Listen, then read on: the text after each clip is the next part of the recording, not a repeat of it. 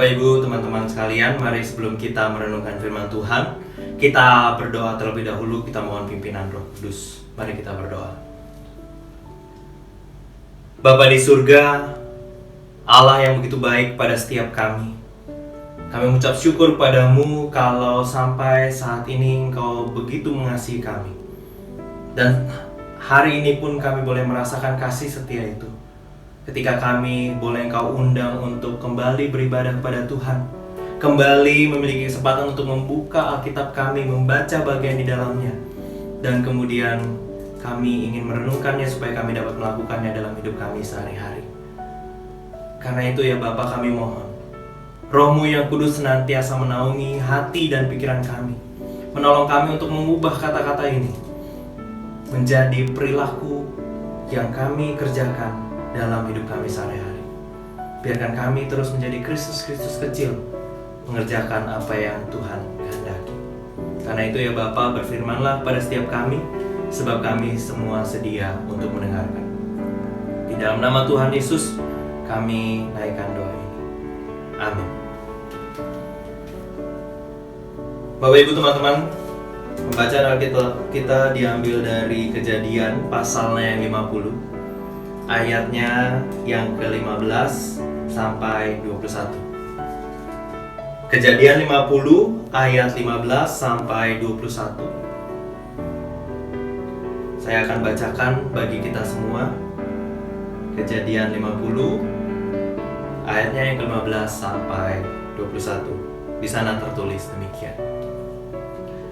Ketika saudara-saudara Yusuf melihat bahwa ayah mereka telah mati, berkatalah mereka, boleh jadi Yusuf akan menendam kita dan membalaskan sepenuhnya kepada kita segala kejahatan yang telah kita lakukan kepadanya. Sebab itu mereka menyuruh menyampaikan pesan ini kepada Yusuf.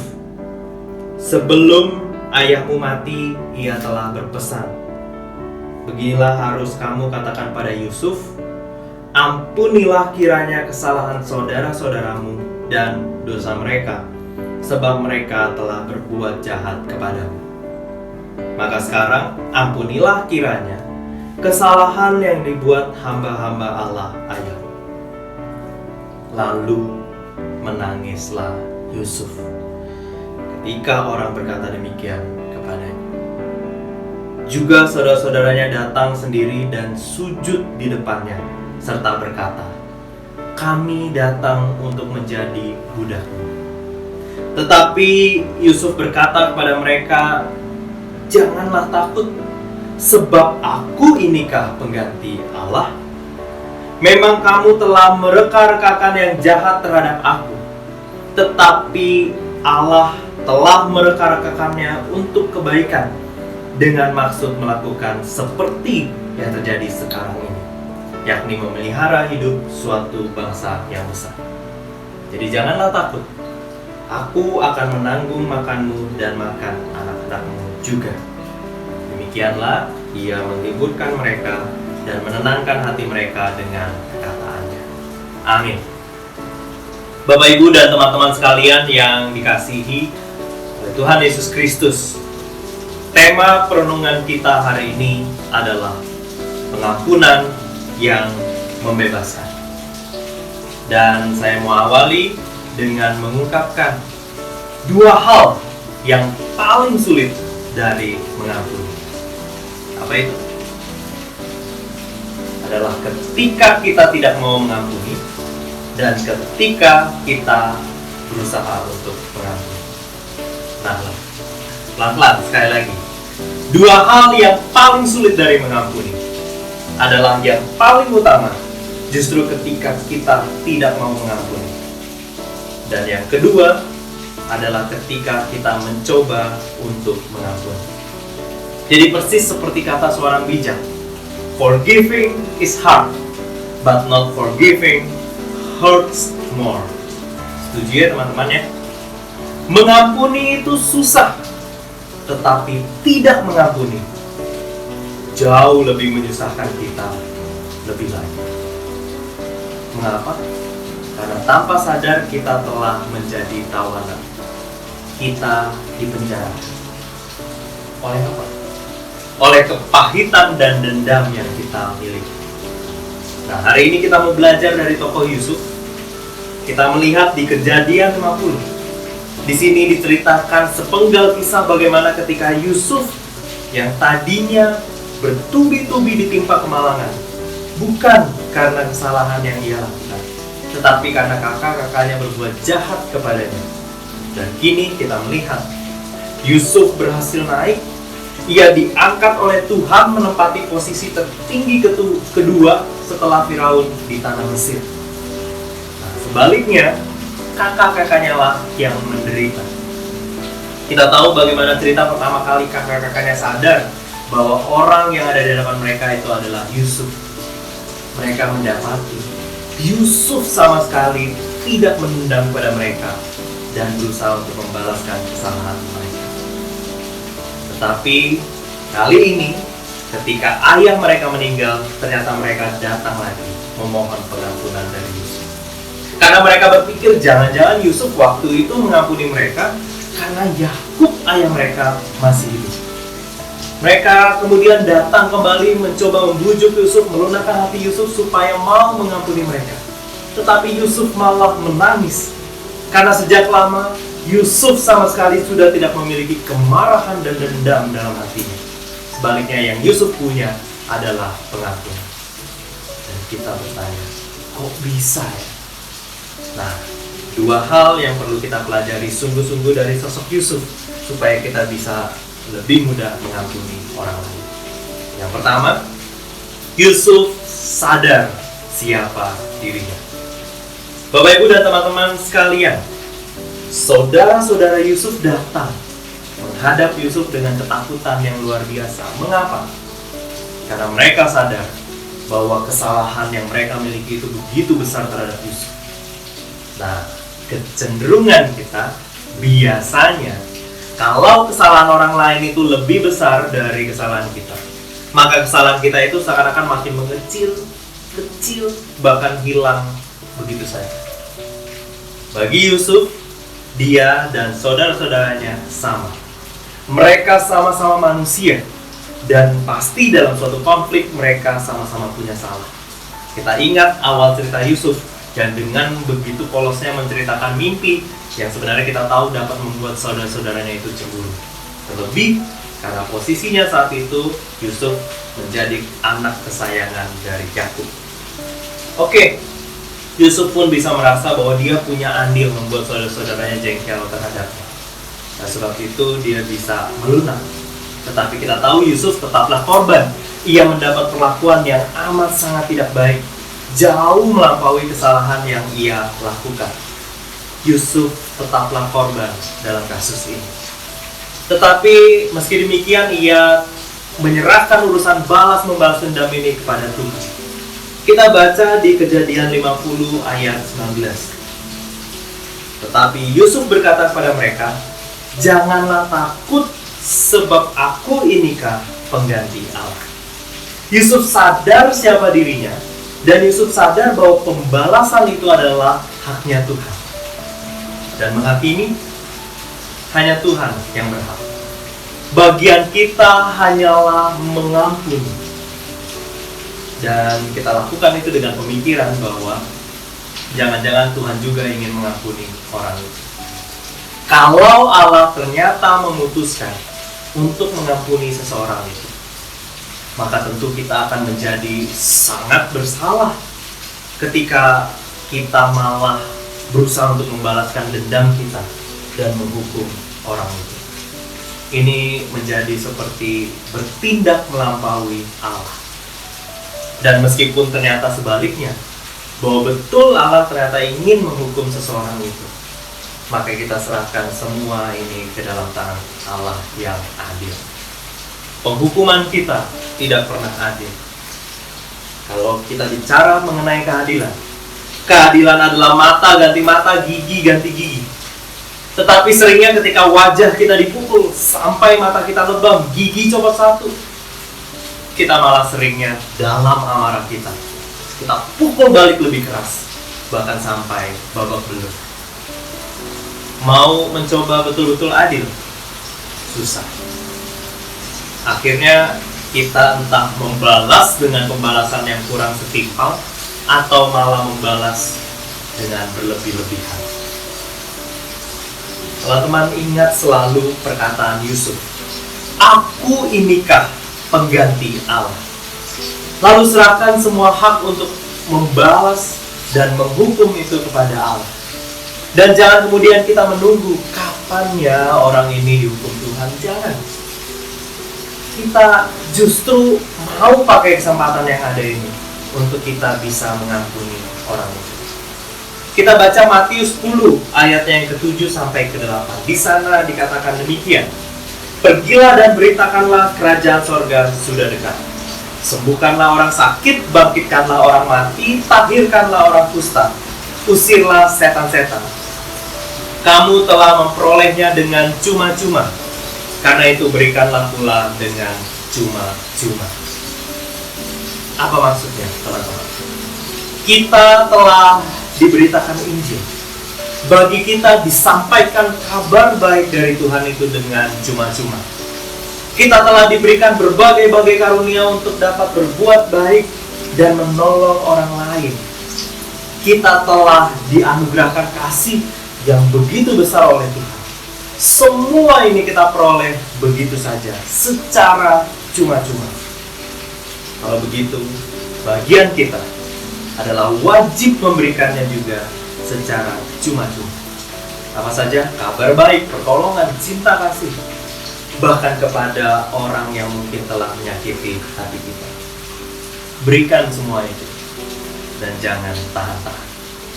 Dan yang kedua, Bapak Ibu, teman-teman sekalian, ingat selalu akan rancangan yang lebih besar, yaitu rancangan Allah.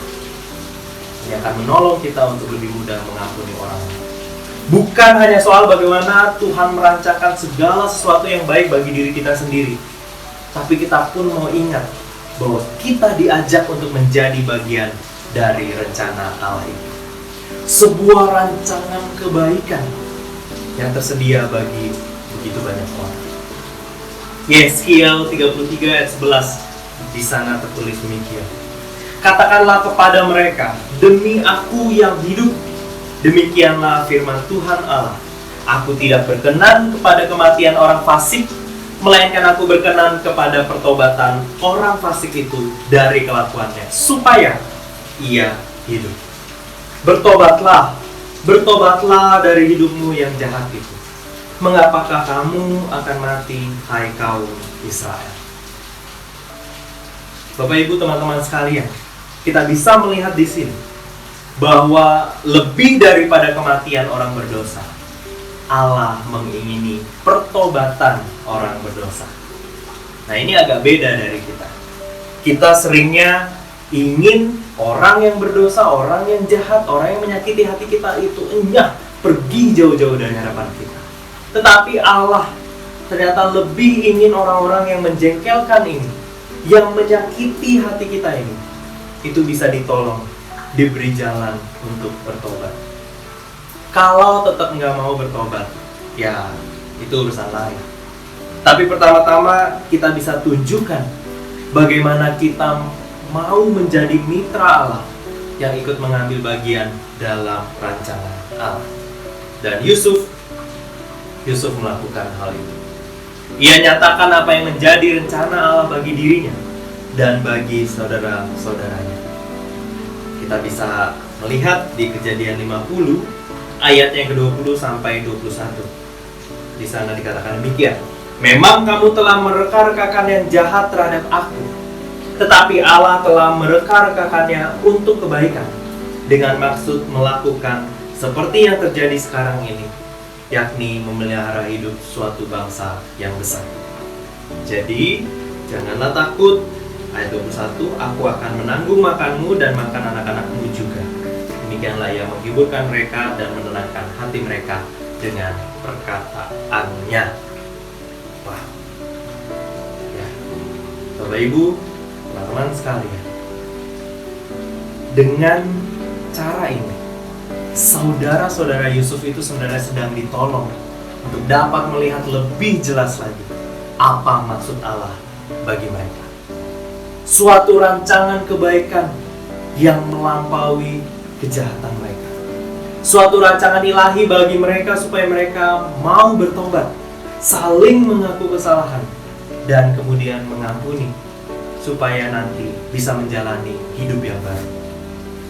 Inilah yang membawa pembebasan, yaitu pengampunan.